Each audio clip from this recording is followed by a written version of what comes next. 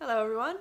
So in the last video I mentioned how our emotions are a guidance system and that it requires for us to speak the language that our emotions are speaking to get the message and to reinstate our emotions for their natural purpose, which is to guide us back into alignment with who we truly are and how this whole thing functions, because like I mentioned, we are one with this whole thing. So I want to build on that today, and the theme for today is therefore pain is a teacher. What is the language that our emotions are speaking? Well, it's very simple. What feels good and what doesn't feel good. What doesn't feel good, we can call that, we typically tend to call that pain, or pain and suffering.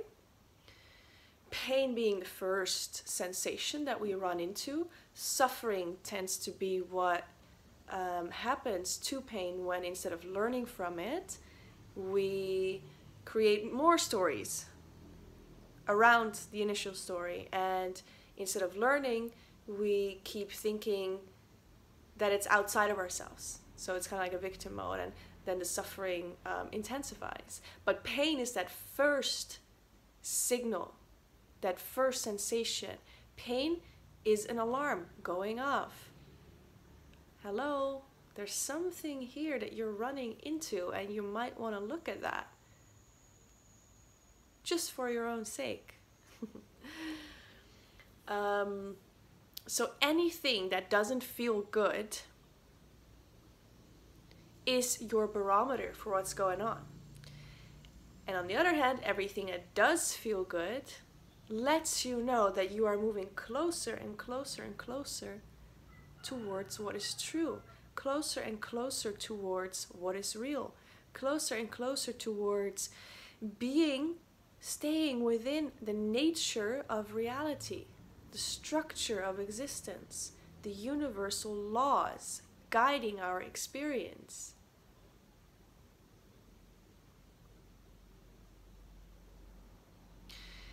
Now, this may seem a little bit far out there, a little bit utopian, a little bit fantastical maybe.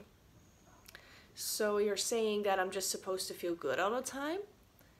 And you're saying that every time in my life I've experienced pain or problems or issues or discomfort, that was wrong? Well, yes and no. Our natural state is to feel good. That is the language that our feelings speak to us through the medium of our body. And the less sensitive we are, the more it will have to manifest exterior to us in our life, so that we can get the message if we don't immediately listen to what's going on in our body. That's why sensitivity and honesty is so important about how we're feeling.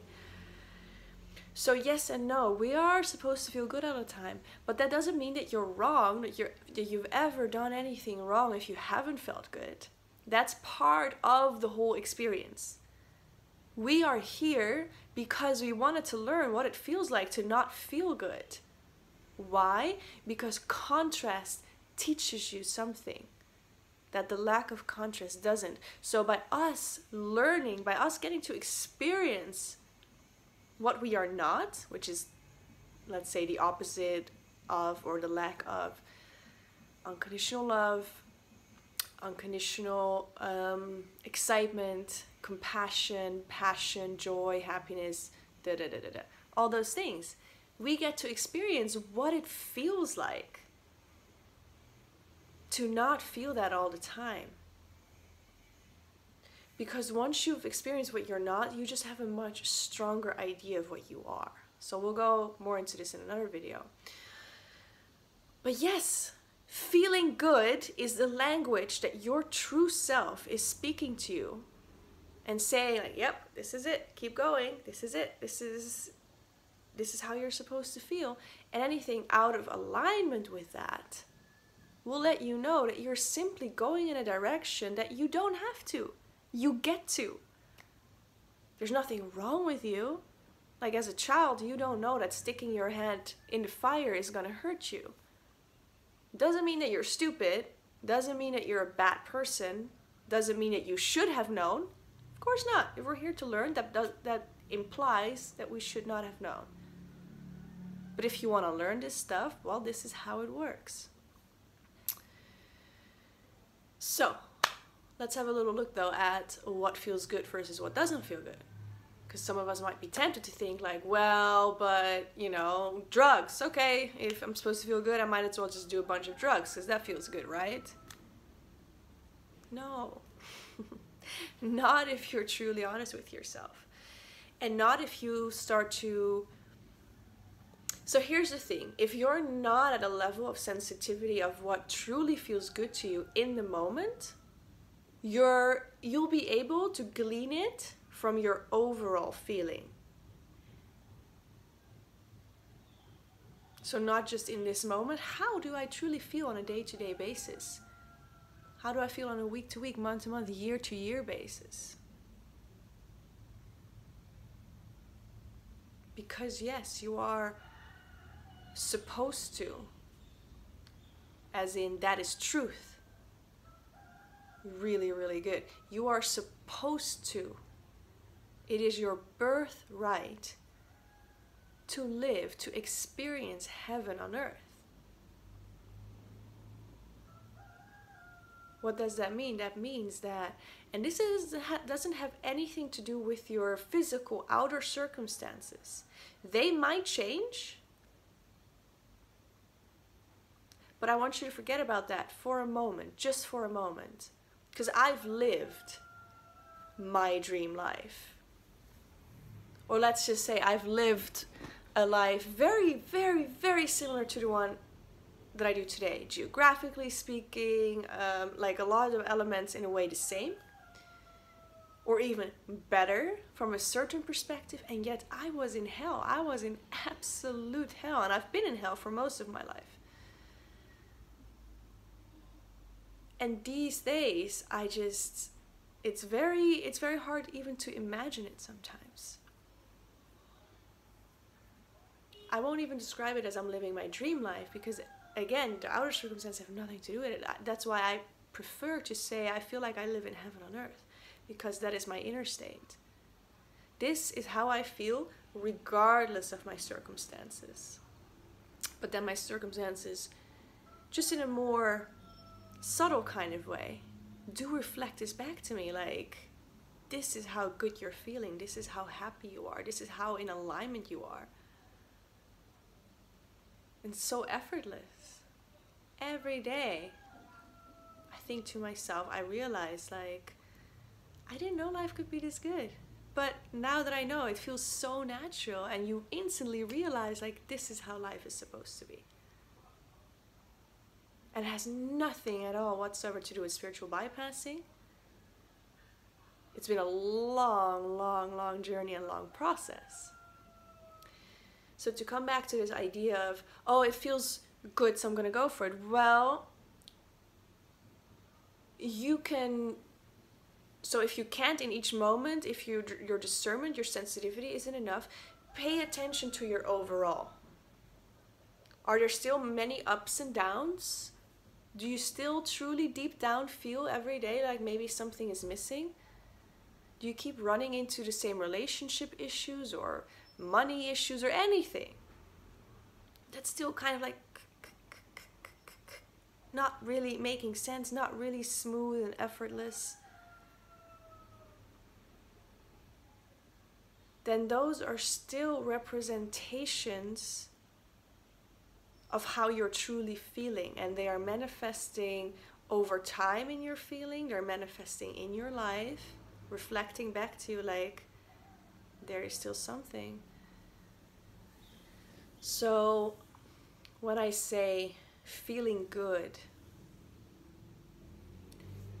is the communication of your higher self. Feeling good in the now and in the long run without getting a negative consequence from it tomorrow or next week or next month.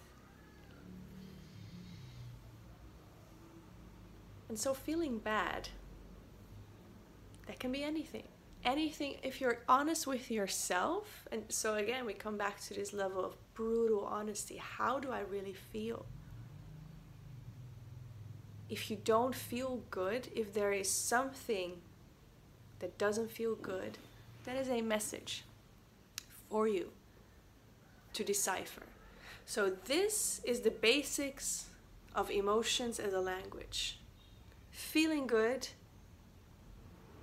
excitement, joy, passion, compassion, unconditional love, happiness, relaxation. It's a very important one. Confidence, trust, faith. All of these let you know, like, okay, you're now in alignment with what is true. You're now in alignment with the nature of reality. Constant, like, worry, doubt, stress, anxiety, negativity, judgments, feeling like something is missing, feeling like you're doing something wrong, insecurity, jealousy, competition, envy, depression. I could go on. All of these are your wake-up call. Are messengers sent to you by the universe. It's very benevolent, it's very beautiful. Like, you don't have to feel this way. You are choosing to believe something that is leading you into these directions. Isn't that beautiful? Isn't that wonderful? So it's very important that we start opening our minds to the idea. And I know this can be a little bit scary and a little bit tricky, because some of us might be inclined to use this information and to kind of bypass, to just think like, okay, I just pump myself up and like, I'm so happy, oh my God, life is this, That's not it. It's something, in a way, so subtle, it just stops erupting and overflowing from inside of you. And it's you won't even always be able to tell who these people are that feel like are such high vibration and so much in alignment until shit hits the fan. This is where you kind of can pay attention. This is where you can start to notice who these beings are that have figured some of this stuff out. Not just in the days where everything is going great and everything is going well and they have all their ducks in a row. What happens when there is a day where they feel less good? Hold on, you think, but you just said like you're always feeling good. But see, this is still this addiction to a superficial kind of happiness. Truly feeling good means that you can also roll with the ups and downs of life. And it doesn't mean an end goal. It doesn't mean some idea of enlightenment. These people, which is the potential for all of us, we're still going to go through growth. We're still going to go through challenges. We still have more pain, shadow, negative beliefs to transmute. But these people, when they meet these things in themselves, when they run up against the things in their lives, they're like, okay, let's do this. And I'm still in love with life, and I'm still grateful to be here, and I know there is nothing that I can't deal with.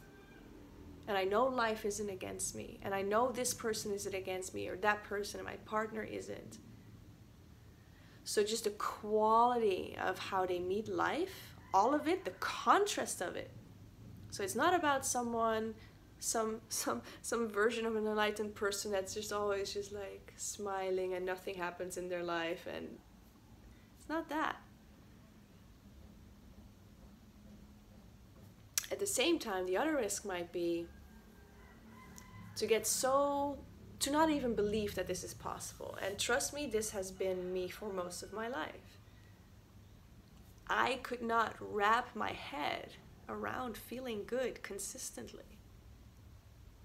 I could barely wrap my head around feeling good at all. I hated people who seemed to be feeling good because they made me so insecure and so uncomfortable. So I was just like, they must be faking it. And you know, quite a few are. That's not the point. And they just made me, they irritated me because they made me, I, in their presence, felt inferior. So I felt as though they were making me feel inferior. So I don't want you to use any of this information of how good life is meant to be, how good you would feel if you were in alignment with who you truly are. Because trust me, if you don't feel like you're living in heaven on earth on a consistent basis, you're not being who you truly are. That's all there is to it. But don't use that as information, as in like to kind of reject it. You don't have to accept it either, because you can't just say, oh, okay, I feel good now. You have to grow into that. So don't reject it, don't accept it, but keep an open mind towards this. And don't use this information to make yourself feel bad about where you are. Like I said, where you are is absolutely where you need to be. That's the whole point. You wanted to learn all these things.